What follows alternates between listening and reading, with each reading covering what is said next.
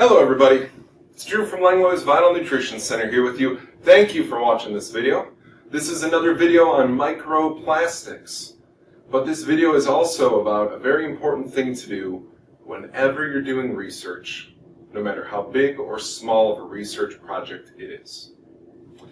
Recently, I did a series of videos about microplastics, the way that they affect our body, the way that they're created in our environment because of the items we use in day-to-day life. If you haven't seen those videos, they're right here on this YouTube channel. I suggest watching them. But something came up while I was doing that research that I realized would help me talk about microplastics as well as this greater topic. Check your sources. Oh man, you've got to check your sources.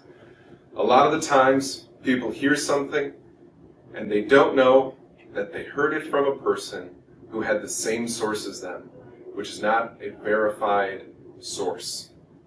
So how to explain this? If you're person A and you heard something from person Z, but then you also hear something from person X, make sure that person X didn't just also hear it from person Z, because that's not a checked source. Maybe Z just talks a lot. Okay?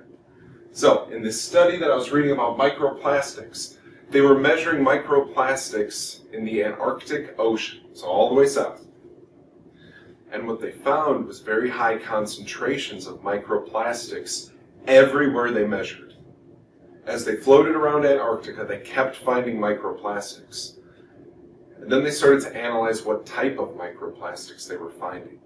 And the conclusion they made is that every sample that they found in the Antarctic Ocean, every sample had similarities because it was the paint from their ship. That's right.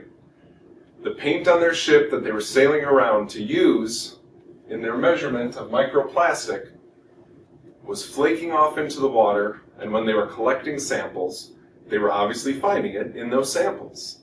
And that's the reason there were commonality between every sample they found all around Antarctica.